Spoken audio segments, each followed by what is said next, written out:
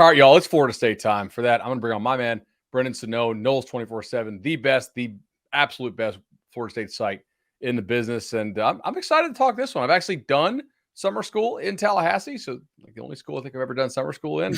Brendan, what's going on, man? Hey, Bud, thanks for having me. It's a pleasure to be back again with even more optimism than last year's summer school. Moving in the right direction, and that's a nice thing for business and just personally as well. A ton. If they overachieve this year like they overachieved the expectations last year, you better cancel all those plans for December and January. That's going to be a lot of travel for the playoff run. Let's recap last year briefly. Did win 10 ball games for the first time in quite a while. And Bill Connolly had him 27th in his final SP Plus ratings. Some services kind of had him 15th, but I think probably nobody lower than 30th. So a market improvement. What was the area on this team that you were just blown away by the improvement of? The passing game in general. And I think if I went back before I started to do this episode and listen to last year's, just to got to hear some of the talking points, the things we were optimistic on, things we were pessimistic on. I like to think that was one of, if not the leaders of the Jordan Travis fan club. And even last year on this thing, I thought that he was maybe capped as an average passer at the Power 5 level. He ended up, depending on what service you recommend and listen to, like Pro Football Focus had him as the number one passer in Power 5. His QBR pre-ESPN was also like top 5. So what Jordan Travis did far exceeded even my expectations, which I thought were pretty lofty to go into it. And so much of that is his growth and the strides he's made, the way the offense was built around with Mike Norvell and Alex Atkins and Tony Tokars. I thought they all did a really great job with Jordan. And the wide receivers, Bud, I think were just better than I thought they would be. Johnny Wilson specifically, like, turned into a guy who's like a fringe household name going into this year because he's so unique in what he does. And he had one game of the dropsies, maybe two.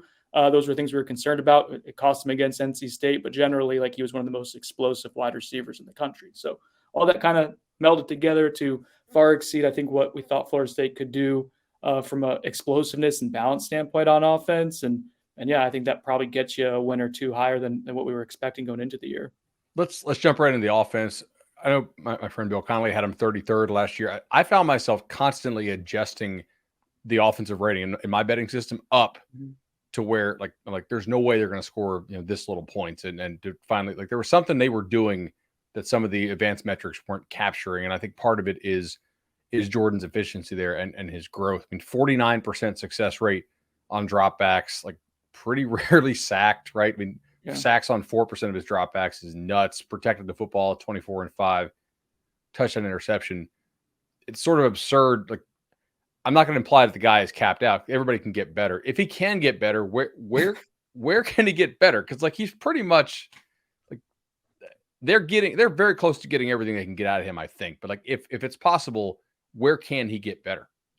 I thought he had capped out last spring as a passer. And I was like, maybe he's an average passer. That's fine. And well above average running ability. Like, that's a good Power 5 quarterback. Right. And he kept growing. So, like, in general, Bud, and this applies to Jordan Travis, because I think he's really much so like the embodiment of what Mike Norvell has done with this program as far as like maximizing assets and gradual growth year over year. I think Jordan represents that super well. And so what I'm going to say about Jordan, I think, is reflective of the entire program. Under Mike Norvell, I haven't seen the ceiling yet, I guess. And I could predict a ceiling. You can predict a ceiling. Like, I think we could think that maybe it's coming for Jordan, but I've learned to not set that as like the ultimate expectation. So if he does keep progressing, just even last year, like, we didn't think he could attack the middle of the field. And then he ended up being one of the best quarterbacks in the country in attacking the middle of the field. And part of that was what defenses were giving them. But that was the evolution in his game. It's like there wasn't a marked weakness of things that he couldn't do. So as we enter 2023 season, like, if Jordan Travis continues to grow, then the Heisman hype that he has is legitimately, like, it's realistic. It's warranted to at least be in the conversation. I know Caleb Williams and Drake May are going to get more fanfare, and deservedly so, I think, for what they did last year. But, like, Jordan's supporting cast is going to be better than it was last year, at least on paper. Like, they add, I know we'll get into it, they add skill talent. They bring back most key pieces on the offensive line and probably improve the offensive line. I think the defense will be a little bit better too, which should give Jordan the ball more too. Like, man, there's a lot of reason for optimism in his game. even in the spring, like his good moments were as good as we've ever seen them. Like when he throws the ball and rips it now, it's with a level of confidence. That's been the biggest thing about his game. So yeah, I mean, I have to stop myself from hyping him up too much. And I guess called him like a Heisman candidate a few minutes ago, but like I think it's legitimate. I think Well, it's real. you're not exactly out on a limb there saying he's a Heisman candidate. If you just look at the odds, he's Right. like what top five, top seven. Five. I know they've been bet recently, so they're shifting. Like I think Quinn Ewers got bet yesterday pretty hard, but I mean, like ultimately, if you're on a team that's going to play 4 or 5 national television games, like it's not like the ACC is not going to put FSU Miami on one of its channels. There's not that many good teams in the league. They have to put somebody on TV for ratings. The Clemson game, first round and potentially the second round as well of Clemson, in addition to LSU, which is a standalone game that should do a huge number. I mean, if he balls out in those games, he's going to get the national exposure to get votes, especially with a team that has a win total as high as it is. You mentioned the supporting cast. How much do you read into FSU kind of letting Trayshawn Ward walk? It was a very good back and go to Kansas State, right? Like, does that tell you how much they believe in Trey Benson? As part of the equation, yes. I think there's still meat on the bone for Trey Benson in terms of his growth. He ran for almost 1,000 yards last year. He set PFF's mark for missed tackles forced per carry, whatever metric that PFF uses for that, like in their last 5 or 6 years. And that was him kind of shaking off some rust a little bit too, as a guy who had a catastrophic knee injury 3 seasons ago, and then 2 seasons ago, Oregon was kind of again shaking that off, and then this past year was really his first real in-game action of significance. So like I think a big reason for the optimism is in your allocating resources with what the Battle's End FSU's NIL collective did of like retaining guys, right? Like you can only throw so much around. Trey Benson was a priority for them, I think, and deservedly so because of what he can be from an NFL standpoint. But yeah, like Trayshawn Ward was a really important back. He led the ACC in yards per carry, I believe, the last 2 years, if not in the top 3, like each of the last 2 seasons. Like Trayshawn Ward's very good. You saw his value in the Oklahoma game. I think what Trayshawn Ward does so well, Bud, is like when things aren't developing, like he can make something happen, even if it's not always explosive. He finds a way.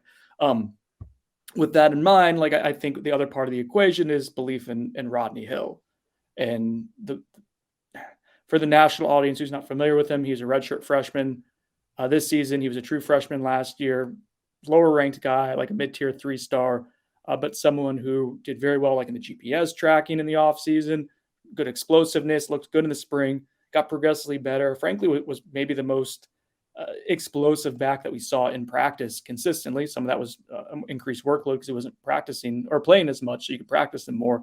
But when he got his chances in the game, but he was really good. So I think as a coaching staff, you look at, okay, do we have one more year of Trayshawn Ward and have to pay a premium for him, or do we get multiple years of Rodney Hill?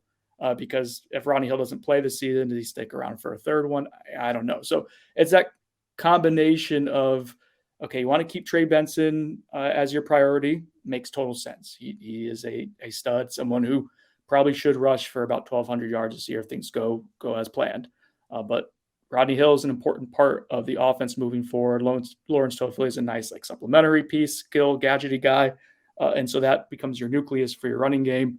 And I like the balance. I like the different options they have there. Rodney actually reminds me a lot of Trayshawn Ward and how he carries the ball, how he runs as a back. So yeah, man, the running back group, sipping on the Kool-Aid there, it should be a really good group. And of course, those running backs get to benefit from the fact that defenses do have to account for Jordan Travis's legs on pretty much every snap, which is, it's kind of like an extra half blocker in the scheme, if you want to kind of term it that way. Mm-hmm. Last year, receiver did take a massive step forward. Johnny Wilson was a big hit. Like his drop rate was 8%, which is still like, I mean, that's going to get him dropped down to the draft if that doesn't, get fixed. Because like you said, like the NC State game, it's basically not all on him, obviously, because the offensive line had plenty of struggles and defense couldn't figure out how to stop a glorified running back in the second half when Devin Leary went down for the Wolfpack. But his ability to be a top 20, top 10 receiver type area last year, despite the drops, is really pretty impressive. And then they add Keon Coleman to Michigan State. So I know you love playing Buyer Sonnone. I want to play Buyer Sonnone here. All right. Buyer Sonnone, Keon Coleman is FSU's number 1 receiver this year. All right. Well, I guess it depends when this airs, right? But yeah, I'm going to buy it. Okay. And when we do our 40 most important player countdown, which is a good way to get through the summer, as well as a good exercise of like reflecting on the roster. I think I had Keon Coleman.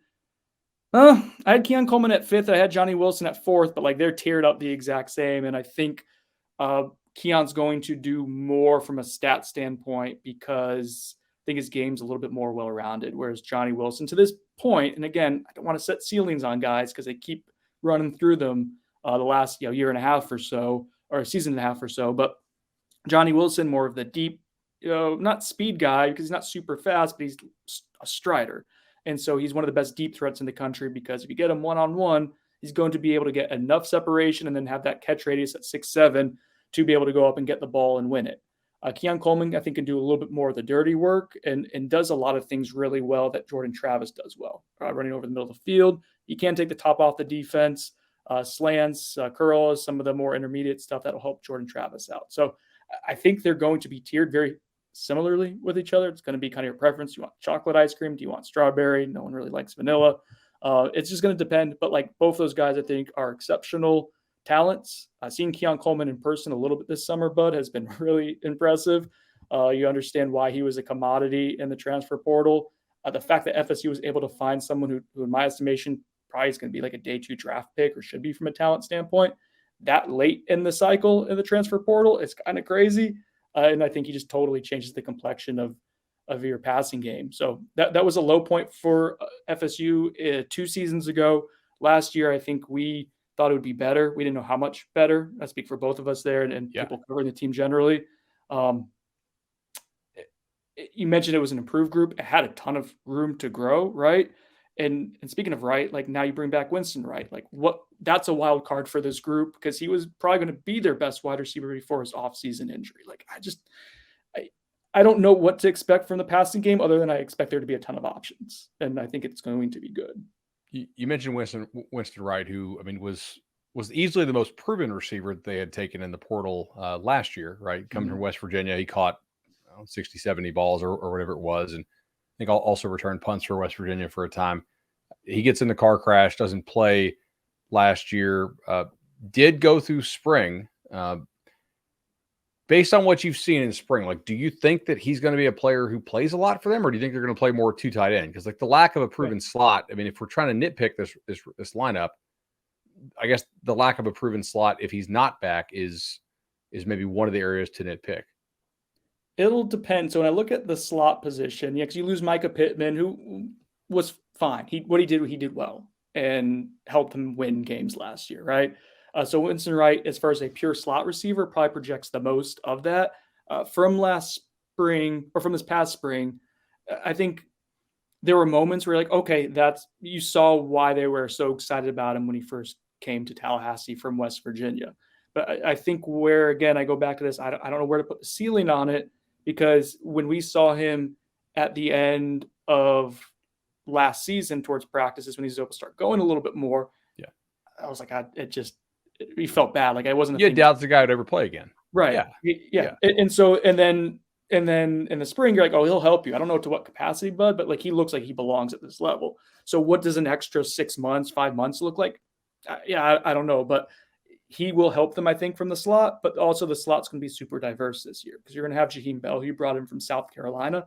He probably will be a guy who plays in the slot some, plays in the backfield, plays a true tight end role, plays like an H-back type of deal. Like he's going to play around different spots, but like he was a prized recruit for FSU in the transfer portal when he was a true tight end or a more pass receiving tight end for South Carolina in 2021. He was one of the more explosive tight ends in the country. So he's going to be used as a sub wide receiver kind of. And then Lawrence Toafili will also occasionally be used as a sub slot wide receiver. So there's 3 guys I think that you look at like immediately who have a chance there. And I'm not even getting into the depth of like Ja'Kai Douglas. Can you move Darian Williamson around if he's healthy? Like we haven't even talked about Kentron Portier. He was probably the most consistent wide receiver in the spring. And he may not get a chance to start this year because of what the depth has become. they seem really deep at the outside receiver. I mean, like inside, I guess is a little more of a question because if Wright's not back, you probably play more two tight end stuff with Biscuit and Morlock. I would assume unless one of the young guys, really steps up to be a dependable slot. Let's talk O-line because like for a long time, O-line was just an embarrassment in Tallahassee. Kind of from that 2017 to 2021 range, I guess. Like a solid 5 seasons. They were just and 18 might have been the worst of any Power 5 position group. 18 was the low point. 18 was depressing. I mean, it was like when what's his name went down in practice. It was like, okay, well, they're screwed. Like they don't have anybody. Yeah, you couldn't play football. They were starting. I was thinking about this the other day, and FSU fans are going to be like, Arthur Williams, who was a converted defensive tackle, like that offseason, was starting for them at guard. Yeah, that was not great. Not great. This year, appreciate now. So you lose Dylan Gibbons, right? Who was was he first team All ACC? I think he was second or first team, but he was an All ACC high end guard. Yeah, like a very dependable guy. Not like a next. I don't think he got drafted, right? So like next level guy, but like a good college player. Mm-hmm. They get Dimitri Emanuel back. Speaking of good, like good dependable college players for I think a 7th year, thanks to the whole COVID thing. You get Robert Scott, Murray Smith's back. You lose Jason Turrentine, who really wasn't going to play, I don't think, except for the fact that Bless Harris got hurt in the opening ball game. Bless Harris, a tackle they took from Lamar last year, and then they get 3 more transfers in Jeremiah Byers, Casey Roddick, and Keandre Jones. It's obvious, like anybody can tell you this group is experienced. How good do you think this group can be? What would you say they were last year in a Power 5 standpoint? Like average? Like I would say they're like you top half, narrative. like top half, but not like top half, but like not top quarter, maybe. Okay. There's like there's like 65 Power 5 teams. So like I would say they're in that sort of like, I don't know, 25 to 35 range. Okay. Yeah, I think that's probably where I would say too, like in that percentile makes sense. Like you articulate it really well for years. Like you got to get to average. Like that was your baby, and I think I stole that from David Hale because he did the Wake Forest tracking thing because like he thought the 2012 or whatever year it was with Wake, it was hilariously bad. And I was like, I'm going to use this. He's like, do it. I remember talking to someone within the program when they were going to play Wake Forest this past year on the defensive side of the ball, and they were like, they have all these old offensive linemen and how like difficult that was. Even though they didn't have like a bunch of NFL guys this past year, they had veteran offensive linemen who knew what they were doing. And that was a problem for the defensive side of the ball. They were worried about that. Well, FSU now has a bunch of veteran offensive linemen, and I think that will provide stability. It raises the floor, right? But when we talk about how good it can be, I mean, there's variables to it. Like I thought that Bless Harris, once he shook off some rust in the spring, may have been the best offensive lineman they had, which I wasn't expecting going into the spring. Our X's and O guys like did a good breakdown of him on their channel of what he did in the spring game against Jared Verse, and he was really good. Jeremiah Byers, Chris Nee isn't allowed to be in the same restaurant as because a restraining order. He loves him so much. Like there are guys who have like legitimate NFL tools that are expected to start or push for starting reps in what is a fairly deep group. And so, yeah, like I think as we judge this offensive line, but I think like the biggest way we're going to be able to judge if it's taken the leap from no longer being a liability, where it is, to average, if it makes that next jump to becoming an asset, is seeing what they do in short yardage situations, right? And FSU had to get, I think Mike Norvell pushed back on it being quote unquote cute this past year, but like they did have to get a little gimmicky at times in the red zone. And if you don't have to bank on that all the time, and if you see FSU have success consistently in short yardage situations, then I think that's how we view it. And I think they have potential to do that. At the very least, man, we've seen injuries really derail them at times the last couple of years. I think that gets taken away. Like if Darius Washington is your 8th best offensive lineman, cool, you can win with that. He might even be better than that because he's had a good offseason. But the point is, like, if he's the guy you're relying on to be the guy after the guy, like you're in a great situation. I think that's where FSU is trending towards, to be in a really good one, maybe even a great situation with depth, can take the next step and like have a forceful starting five. Yeah, I think that's on the table to discuss. It's reasonable. And they should be a better red zone team if you consider the personnel around. Like you have a very mobile quarterback who, kind of a grown man body now. Benson's a big back. You have, multiple tight ends that I think you trust, in addition to the fact that like your outside guys are physical guys that don't need a whole lot of space in which to succeed. And it really does like for red zone execution and short yardage stuff, it does come down to the offensive line be able to get more push, right? Like, and I understand they would bristle at the idea of getting cute, but it's somewhat to their credit that they were able to find ways to trick people when they couldn't just block them straight ahead. Like, what's the alternative? Not getting cute and getting your brains like your brains bashed in. So, I that's definitely an area. I'm glad you highlighted that. I was gonna actually didn't have it on my sheet, but I should have asked you about it. Like that's the short yardage stuff for sure. And I think there'll be something telling. I have a question I ask at the end of the show always that if the offensive line is not the answer for it, is generally a surprise. Let's flip on over to defense here. Last year, defense, Conley had him 35th. I had him a little bit lower than that.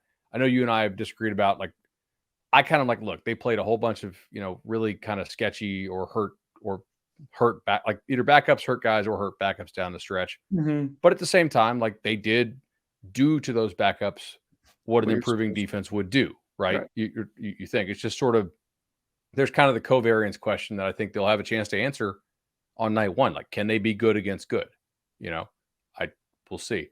To your credit, the kid who was the backup in the bowl game for Oklahoma, I don't know how much you've been following draft stuff, at right tackle is actually getting some draft buzz. Yeah, from people were freaking out because he handled Jared Verse fairly well. Even though whipped Jared him on some plays. Yeah, Jared Verse did have some big plays too. They went back and forth. Like it was a good battle. Yeah, Verse got after him too. It was Jim, whatever his name is, Nagy, I think. Yeah, that's not right. Senior Bowl guy. Senior Bowl. He was giving him some love. So I remember watching that game and then watching after, and I was like, that offense, like if that's your backup offensive line, like, come on, like how many Power 5 teams would have been cool with that? We did Oklahoma 2 days ago. I don't know what order in which these will be released, but like, we do like 2 high-end tackles. Backups. Let's not talk about that. So the defense returns basically everybody. I mean, you lose Derek McClendon. I'm not going to like say it's not any kind of loss, but I'm not convinced he was going to be a full-time starter this year with some of the guys nipping at his heels. And you lose Jamie Robinson in the secondary. Is there a part of this defense who I think is a loss, like legitimately and a good player who was a draft pick? Is there a unit on this defense that you think can help it take the next step and just be a dominant force? I think looking at the composition of the defense, I have it in front of me, and just the sheer numbers they have on the defensive line, they have 16 to 17 scholarship players.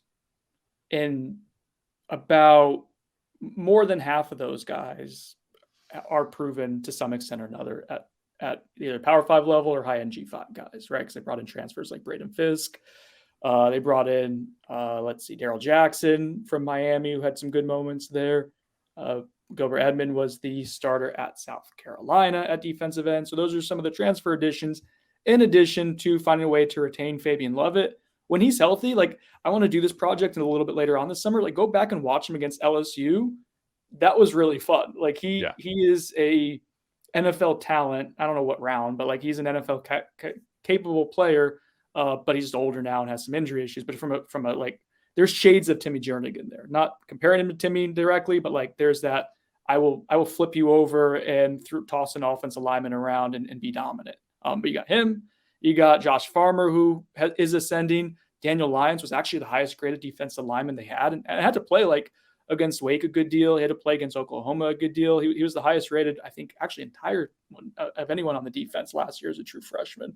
Patrick Payton, all ACC returning, all ACC rookie of the year returning. So I mentioned all these names, and there's others like Dennis Briggs situationally, Malcolm Ray situationally, who have value. The defensive tackle group had issues last year and was supposed to be a strength. Well, Robert Cooper plays with basically one arm all season. Fabian Lovett plays for only half of a season. Some of their reserves were dinged up and not 100%. And like that's going to happen on the defensive line, right? Like in the trenches, offensive line, defensive line, like guys are going to get hurt. What's your insurance policy? And that's why I'm optimistic on the offensive line. Conversely, it's why I'm optimistic on the defensive line as well. Well, not conversely, but like on the other side of the ball. I like the versatility of that group a lot. I like that they can probably toy around with different fronts and go bear and go okie and go like just standard four-man stuff. Like you're going to be able to be versatile and mix it up. And it'll be the most talented on paper group that Adam Fuller has had in his time here. Like what he does with it, can he unlock like every single matchup possible to really maximize this group? Like that's going to be how we judge him with his full caliber of players this year. Have I talked about Jared Verse yet? No. Well, we talked about how he had a battle with the Oklahoma offensive tackle. But like that's a probable day one, maybe like early day two guy. But he's a top 40 draft pick. I think some early draft odds had him as like a probable top 10 pick if he ascends. And like getting him back was a huge deal. I do have questions, Bud, about the depth at defensive end at edge rusher. But like I feel like Jared Verse is a premium player at a premium position that you know what you're getting with him. Yes, losing Derek McClendon hurts a little bit from a depth standpoint because you knew what he was. He was solid. You're going to rely on guys like Byron Turner or Jaden Jones if he gets healthy to kind of take another step forward. But I think you have enough bodies guys who do different things well enough to where you can kind of mask that a little bit as long as the depth doesn't get into too much from an injury standpoint. So I think the defensive line in general, it's a long-winded way of me saying, like, I think that's the group that can, if healthy, if they hit their potential, like that's what's going to give them a chance to play in the playoffs. Like that's the one on that side of the ball that'll help. I kind of always go through in my head, like how I would answer the questions I'm going to ask. I usually ask, like, if this team exceeds expectations by a lot, who's the guy who stepped up and played way better than I guess the public would expect him to play? Because I think my answer is in this group, but I'm curious what yours is. Are we saying on the defensive side of the ball in general? I think you can go offense too if you want. I was thinking about this group and it kind of brought it up in my head, the question. Yeah, better than, I mean, I can go with so many, like a handful of guys. Like looking at, like I think Shyheim Brown is one who comes to mind. We can go back to defensive line, but I think Shyheim, like safety depth is shaky. We mentioned the loss of Jamie Robinson. From a talent standpoint, Shyheim Brown has a lot of it. He was for the national audience, like he was your third safety pretty much. He allowed you to move Jamie Robinson into the box and be an effective blitzer last year. Shyheim Brown like has a ton of physical tools. For him, it's about like consistency, maturity, those type of things entering year 3 now at Florida State. He was kind of pushed a little bit in the spring, but by the coaching staff of like saying, hey, there has to be urgency. You have to practice every single day with consistency to be the guy because it's going to be important. And he has the ability to do it. I think that's like the main thing for me. Like he has a chance to play on Sundays in a year or two, but like he does have to live up to it. So like that's the guy of like if this defense is going to play, you had him in the top 35, top 40 last year. If they're going to make the jump to top 20 to complement what should be like a top 10 offense, and again give you a chance to be really good. He's the guy who I think unlocks a lot for you. But I'm curious, like who on the defensive line, like you're looking at as that kind of X factor. I was thinking Pat Payton. Like Payton, if Pat Payton plays at like a level that allows him to be like a top 4 round pick and come out, after just 3 years, like that's kind of scary because like I think Verse is the floor of Verse is a relatively known commodity of healthy. I think the ceiling is still yet to be discovered. But I'd agree. I mean, if Payton and Verse stay healthy and Payton really busts out, then that's a difficult thing for opponents to deal with. We won't spend a ton of time on linebacker. You get 2 like solid to good college linebackers back in Deloach and Bethune. Is there anybody among the younger guys, like, and they basically don't come off the field if healthy? Like, is there anybody among the younger guys that would actually threaten them, or is just those 2 and hope they stay healthy? Yeah, I mean, I think those are the 2. I know those are the 2. I mean, I like DJ Lundy as a third guy. I think he at least established himself as like trustworthy last year. We talked about that going into the year 2 as a guy who like lost some weight and could be reliable, and he proved to be that. So you get that from him again, like that's a win for you to have 3 guys at a position where you only really play 2 at a time. The one I'm going to keep an eye on, like they pushed Omar Graham into a larger role. I think that was the reason why they're okay losing Brendan Gant. And they do like Omar Graham, who's a redshirt freshman. Was it like a borderline 3-4 star type of guy. 2 classes ago. They like him, but like the one who I'm really interested to see, Bud, is Blake Nicholson, and he was a 4-star recruit this past year. And you just see him in person, like he's built like with the frame that it looks a little different than what they've brought in at that position group recently. He can hit, he can run. He is making a really big jump from a small classification in California to Power 5 level, but he's someone I want to keep an eye on, and like one of the few guys I think my eyes are going to gravitate towards when we get to preseason camp to see like, okay, are those tools transferable like close to instantly? In the secondary, they were, I don't know how you want to grade it, okay at times last year, decent at times, and then sort of like they did not allow a lot of explosive plays to their credit for the most part.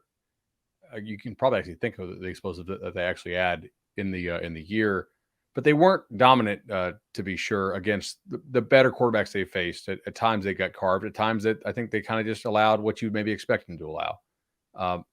You lose Jamie Robinson. We talk Shyheim Brown. Is there a guy in this group that, because everybody else is back? Is there a guy in this group? Well, I guess Marion Cooper went to Colorado, but he didn't really play much last year and was injured, I think, at times. He was if anyone's like done the Colorado episode on this, like he was, I think, other than Derek McClendon, like I think he's the one that hurt a little bit, and they wish they'd kept because they liked what he was going to do at safety. And I think that's, I mean, we can go there with that question. Like safety, I'll ask the question like I asked earlier. Where's the spot on this team when you watch them? You're like, all right, it's not that the backups suck or that they'll never be ready, like to eventually in their careers, but got to stay healthy here because the backups are not ready to play this year. It is safety. It is safety for a variety of reasons. The defense didn't lose much, but the best player lost was Jamie Robinson because he was a really good college player. Like looking at the depth, like I got the scholarship chart pulled up in front of me here. We got Akeem Dent, who like at this point I think we know what he is. He is a borderline replacement level safety. When he's playing well, like above that. When he's playing poorly, it's below that. He's not always super consistent. Shyheim Brown, mentioned him earlier. And after that, man, it's 2 freshmen in KJ Kirkland, who they like, and Conrad Hussey, who they like. But, like, I don't know. Those are true freshmen. And then Ashlyn Barker, the JUCO guy, who was kind of a flyer, but, like, saw him in person. Like, okay, yeah, he's legit 6'3", 200 pounds. We'll see what that looks like with pads on. But, like, as far as guys who can play that position, they didn't hit in the transfer portal at safety. It ended up being a really weird market at safety because you kind of expected that to be one. Oh, you can find a replacement level like third safety guy at any point. It didn't really happen. And like the guy they were close with, Keys, can't remember the first name, but you from UAB, and ended up going to Alabama. Yeah. Okay, you lost out to Alabama for a backup safety is how like Alabama's going to use them, and probably he was going to be your third safety as well. But like there just weren't a lot of options out there. So I say all that to say, like, right now, I don't know who exists. I don't know if anyone's going to show up, in the portal as a grad transfer coming in the next couple of weeks or so. But like, it's about time. Like, we're late June recording this. I'm not sure when it'll air, Bud, but like, it's getting pretty close to the end of the deadline to like find someone. So you're probably gonna have to move someone from cornerback to safety at some point in the season, I think is kind of where I'm getting at. Like, even just from a depth reliability standpoint. And yeah, I mean, that's not the end of the world necessarily, but like I don't think it's ideal either because the staff tried to get a third safety in the portal and didn't. So by their own actions, like it would show like that wasn't the plan, and that's where they're at. So yeah, that's a position group. Like if you get some injuries there, which we saw at the end of last season too, like mind you, like against Florida and against Oklahoma, that position group started taking some injuries and hits in game, and it got really dicey. Like Cindy Williams had played linebacker for the better half of last season. They had to move him to safety because of injuries against Florida, and he misses a tackle attempt in Florida, gets back in the game on a long touchdown run. Like that's the kind of stuff, if you're trying to play for a national championship, you can't have your depth go like that all of a sudden. And I think if I'm looking at this defense, I'm not overly concerned about anything, maybe other than safety depth. So if they did have to move a guy back to safety, it wouldn't be the end of the world because they have I don't know they have a bunch of corners the fan base trusts, but they definitely have a lot of the corners that, just from talking to the staff, we know the staff has decent trust in. They do get Fentrell Cypress in the transfer portal from Virginia. Bernardo Green, I know it's your guy, played extremely well last year. He keeps getting better. Jarian Jones, I don't know if he's actually good yet, but he's definitely improved. He's not a liability anymore, which is He used to get picked on frequently. And then they should have some options at slot. You mentioned playing for a national championship. Obviously, I do the blue chip ratio. Florida State didn't make it this year. You had the transfers in. They went from like 38 to 41. They're probably like a full class away from doing that. Mm-hmm. They're clearly like now that Caleb Williams and USC made it in, Florida State is the team that I would be most concerned about breaking through the ceiling. And Mariota almost did it with Oregon. Deshaun the first time around, with Clemson. But I look and I'm like, okay, the last 4 programs to win national titles have averaged 7 first-round picks and they're too deep. Like, do you think this team is anywhere close to that? No. I listen to you talk and I'm like, okay, good depth, a lot of good players, experienced players. Can they play on the same field as like a Georgia or like Ohio State or Michigan at their ceilings? Like, do they even have half that in the too deep? Like first rounders? I mean, Jared Verse is the first one who comes to mind. Daryl Jackson, if he hits his ceiling, does, but he's a long way off from that. So no, like I don't know if they have a lot of, and we'll see how some of these true freshmen, like Lucas Simmons, could become that, but he's not going to play this year. He's not going to be part of the too deep. To your point. In fairness, we didn't always know exactly who was going first round from those teams too, right? Like I don't know, you could have told me Justin Jefferson was definitely a first rounder, before 2019 with LSU. Now he's the best receiver in the league. Are there guys that pop off to you? Like, do they have enough high-level talent on this team to be considered a national title contender?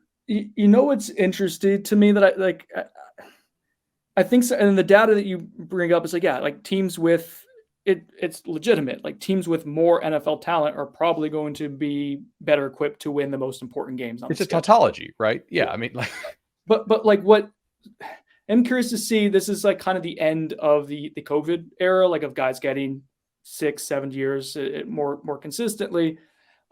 We've seen that in basketball kind of be a thing, right? And I understand totally different sports, but we've seen like older teams in college basketball have more success than maybe, like Kentucky 10 years ago was just like, let's just take all the blue chip guys. And yeah, if you can do that, that's the path to do it. That is the optimal like route to do it. This is the potentially like the next best path is like, let's get a bunch of veteran guys, a bunch of experienced players. Let's get depth and try to, like, at the end of the season, have a capable team that's still standing. Because so much about football is just like who's healthy at the end of the year, right? Like that is a huge part of it, and that's what the depth that you're trying to compile is. So like, I think FSU has a chance to be an outlier. Like if you're trying to look at what their ceiling can be, Bud, because they have very few like glaring holes, which is important. They have really good depth across the trenches, which is really important. That's something like the Philadelphia Eagles have been successful implementing. So you want to be overly confident with the trenches. So they have that. They have a quarterback. Could they beat like a Georgia, Michigan, and Alabama in a one-off? Before they got Keon Coleman, I would have said probably not, or maybe like 1 out of 10, 2 out of 10. I think what Keon Coleman does, and I know it's a lot to put on one guy, but like he changes the math of like what a defense can do and how you have to defend this team now with 2 NFL guys. Like I do think, I don't know if Keon Coleman and Johnny Wilson are day 1 guys to go back to your point, but like they're probably day 2 guys. They have that chance. They have the chance to maybe be day 1 guys if they hit this year. But like they will force FSU, or they will force opponents who play FSU to respect the passing game at all times. And I think you have an NFL caliber running back in Benson. I think you have a guy who, if he's not an NFL caliber quarterback in Jordan Travis, he at the very least is a really high-end college quarterback. And so like you have the firepower to give yourself a chance 4 times out of 10 now against those type of teams, 3 out of 4. Like I think you have a chance now. You have a puncher's chance. If you catch them on the right day, you can do enough to make them uncomfortable. And if your defense is healthy at the end of the year, all the better for it. So yeah, that's kind of how I look at it. It's like the veteran and the depth group, like it might be able to help you increase your chances a little bit if you get to that point in the season, in the playoffs, and you're contending against teams with more pure raw talent. You mentioned getting to that point. Like the depth obviously will help you get to that point. Mm-hmm. Are they at a roster place now where losing to any non-Clemson ACC team is unacceptable? I think with the expectations going into the year, yeah. I mean, things could happen, right? Yeah, I don't mean in perpetuity. Like even Clemson loses an ACC game once in a while now, but like for this season. Like if the NC State game happened again, the NC State game from 2020. If Jordan stays healthy, obviously. Right. Yeah, there's like caveats to it, right? But if you have a game where you just kind of like shoot yourself in the foot over and over again, and like then I think that you have enough answers in theory to where that shouldn't happen for the course of a game. Like a couple drives, yeah, sure, yeah, you figure it out. But you shouldn't have this level of like vulnerability that we saw, or even like against Wake Forest, man. Like they went with a wide 9 defensive line. Darius Washington hadn't played left tackle and hadn't played very well, like, or it wasn't super healthy going up to that point. And FSU struggled to adjust for like 3 series at a time. Like that's the kind of stuff that you can't have if you're trying to win enough games to make the playoffs. So like, yeah, you have enough answers now with guys who have experience with the additions you've brought in, with the development you've done with this coaching staff, in continuity you have with the coaching staff, to where like you shouldn't be having like these big question marks midway through the season of like, oh, can we this guy play safety for us, or can this guy be a competent offensive tackle? Like, no, like you shouldn't have those issues. So yeah, to answer your question directly, like I would be concerned if they dropped a game where they just looked super sluggish and did a lot of silly things. I think that would not reflect well on Mike Norvell, and yeah, it's something that can't happen if you're trying to compete for what you think you can be competing for this season. All right, we got to talk special teams really quickly. Fitzgerald was, for my money, the second worst kicker in the Power 5 last year, and Bill Connolly had their field goal rating at 118th in the country. So. Okay. Pretty terrible. I mean, 8 of 12 on anything under 40, and 4 of 8 on anything 40 plus. I know they went to the portal. Like, for FSU fans out there, do you think the portal, like the kicker edition, can help? Like, is there actually reason to think Fitzgerald's going to get better? Like, I know guys can get better, and of course, field goals high variance endeavor. So like guys do have up and down years, but that's a long way to improve to get to even okay. And part of it is like what we saw last year, I think. I mean, if it happens again, so what we saw last year wasn't even just a talent thing. It was like yips, it was mental. It was like, go back to the NC State game. Like you probably lose that game because you're play calling, or at least in part because of the play calling that you had to do. Even Wake Forest towards the end of like the second half, there, like you started rat trapping as a coaching staff a little bit, and you started kind of having to overthink things because you didn't trust what your kicker can do. And that was just making like a 35-yarder. Like that was stripped away from you at times last season. And so like, that's where the transfer portal edition of Tyler Keltner, I think, helps out a little bit. Bud is like, I don't know if he I wasn't blown away by either kicker in the spring, to be honest. And I talked to people on staff, like they're confident with it, but I'm not a kicking expert, but I do know if it goes in the upright or not, right? Like right. I do have that ability to judge and hear those things and see those things. And like, but it does, like, if there is a meltdown, if there is a regression where it's even like this fundamental, can you get a 45-yard or not? Like just make some basic kicks with Fitzgerald. I think at least you have, again, that insurance policy. And so can it not completely derail your game plan? And I think they probably get to that point where you can trust it to like get to 65-70% of field goals. And if you do, like, that'd be a large improvement. Yeah. It was funny. I forget the math like off the top of my head, but like sure, like where he was in the middle of the season, he got better at the end of the year. Really trust the walk-off field goal against Oklahoma, or not walk-off, but game-winning against Oklahoma. He got better to the point where you could at least trust him. And what was he field goal percentage-wise? I don't know if you have it in front of you, Bud, but like he was, let me see, 8 of 12 on under 40 and 4 of 8 on over 40. So that's 12 of 20. So 60%. And he probably got to like 65, 68% by the end of the season, like in that stretch in the final games. That's enough to where trust. Is it going to cost you a game? I don't know. But like you can't have your entire game plan go out the window because you can't trust your kicker to make something under 40 yards. Exactly. You can't. Yeah. Brennan, really appreciate the time today. Everybody needs to check out Knowles 24/7. We have the QR code. I'm pointing in the wrong direction. Got the QR codes this year. So if you guys are watching us on the YouTube, you can go right to the site. You guys do a tremendous job, and just constant content, accurate content. You guys like break all the news in the market. So other than that, I mean, there's a lot for you guys to work on. They have to deal with my personality sometimes, which can be a little grating. But other than that, that's the price you pay, guys. Yeah, but like, creativity comes with it, right? So I'm a tortured soul. What can I say? All right, man.